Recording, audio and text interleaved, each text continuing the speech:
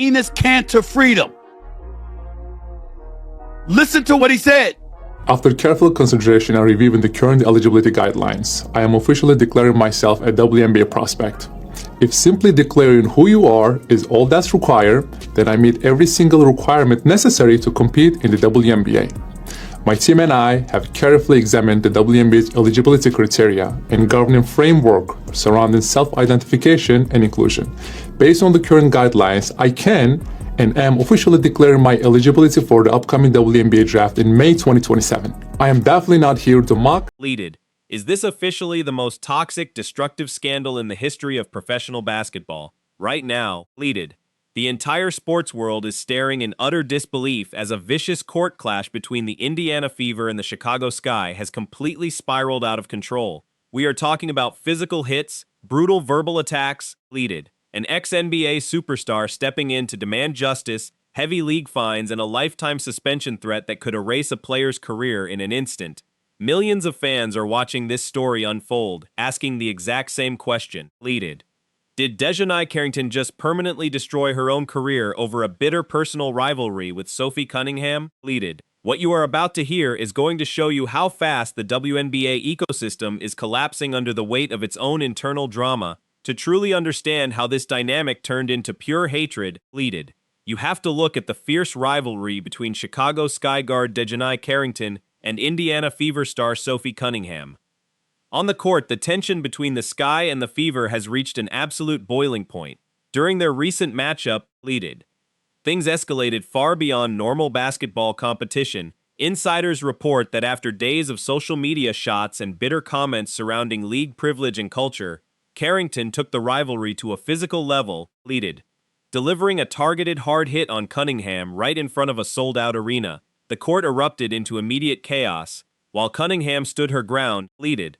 The blatant disrespect ignited a wave of fan outrage that swept across the entire nation within minutes. As video footage of the incident went viral across every social media platform, the public backlash was fast, ruthless, and relentless. Deleted. Fan boycotts began trending, ticket cancellations hit the front offices, and major corporate sponsors threatened to pull millions in funding. Realizing that her spot in the league was hanging by a thread, deleted. DiJonai Carrington reportedly released a desperate late-night online apology trying to backtrack her actions.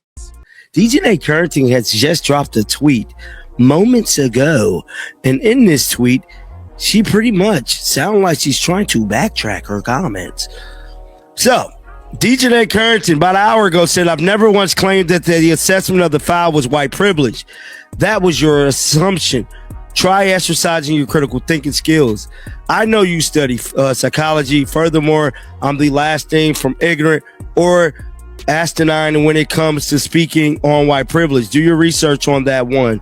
I actually went to school, one of the top universities, might I add, to educate myself on this exact subject. I would never use that term as a rhetorical weapon, knowing the historical and social weight it holds without having the proper evidence to sustain it."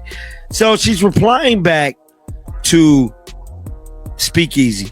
So what did Emmanuel Acho and them say to kind of garner her to go off like this? DiJonai Carrington made a basketball play, and the refs made a basketball ruling. So can we stick to basketball for a moment? Basketball play. She was attempting to go for the ball. At least she said so. She missed, and she missed egregiously. She missed, and she flagrantly hit Sophie Cunningham in the head. Now, flagrant 2, by definition, if you hit somebody with so much force that it could lead to injury, and if it doesn't appear to be a play on the ball. Though DiJonai's intention was to play the ball.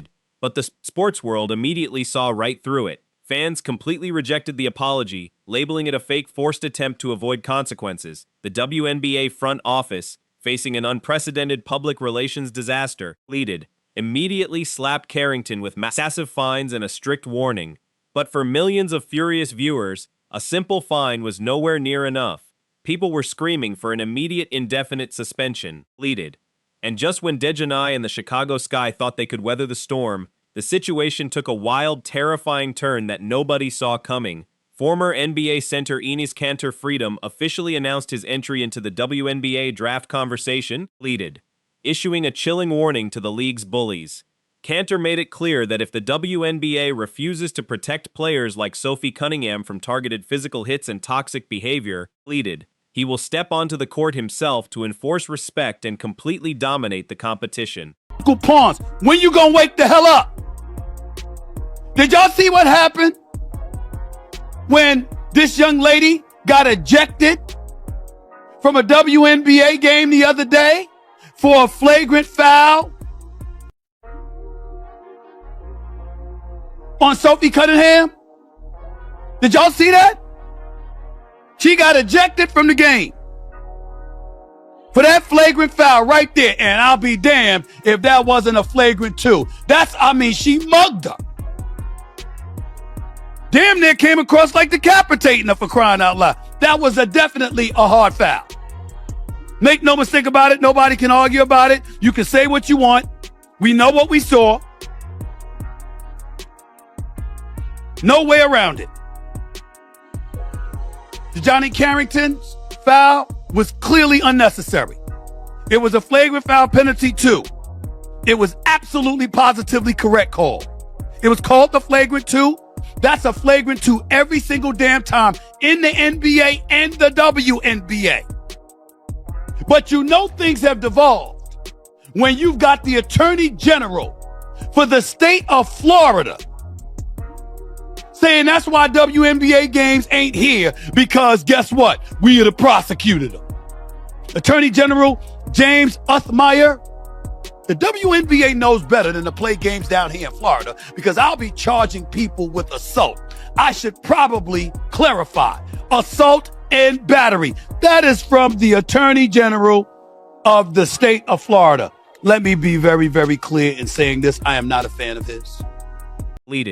The prospect of a male NBA veteran stepping onto the floor sent shockwaves through the league. The narrative instantly flipped. The same players who were acting untouchable on the court were now facing the ultimate humiliation on global television. That is when media legend Stephen A. Smith stepped up to deliver a fiery broadcast rant. Shouting live on air, Smith laid into Carrington and the league leadership, stating, "You hit her, you bullied her, and now that the fans are boycotting, you want to pretend to be sorry. You are putting your own ego before the entire league."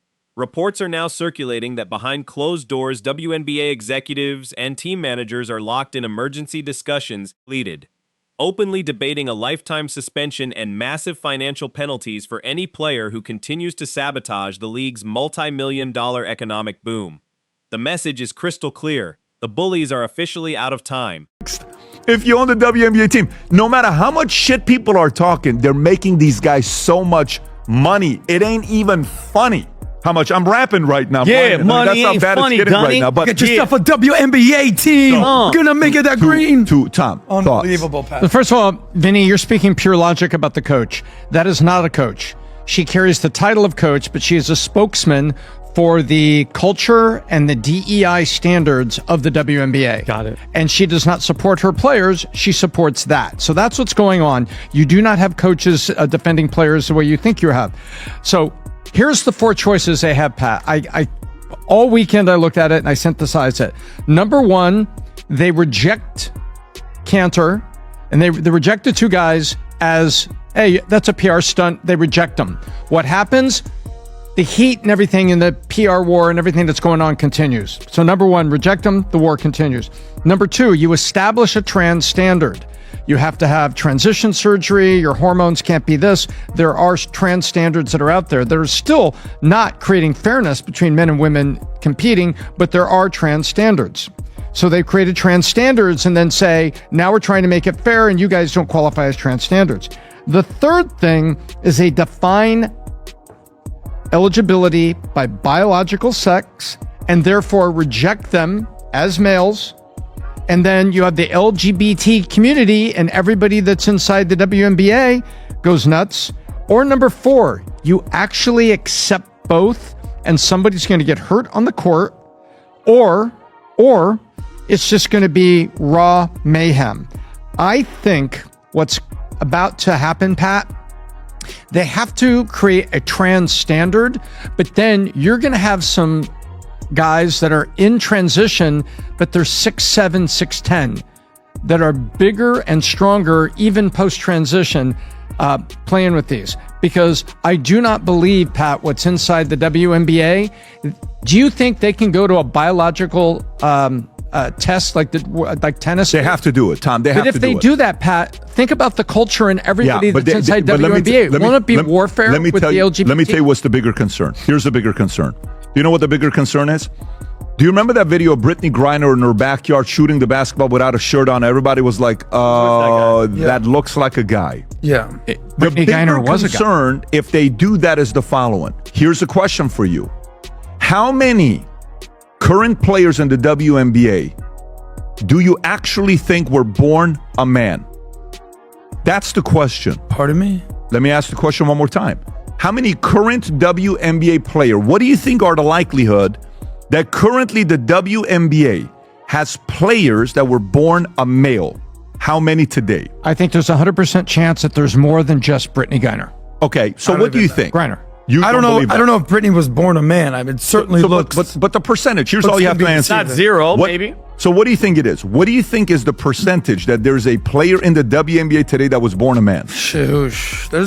Can you run higher than 0%. By the way, can you do me a favor? Anybody, if you're putting like super chats, I'll read it off. I know right now I got a super chat from a guy that's deleted. The Indiana Fever and the Chicago Sky are scheduled to meet again, but the entire landscape of the league has changed forever. Will DiJonai Carrington be forced off the court permanently? Deleted.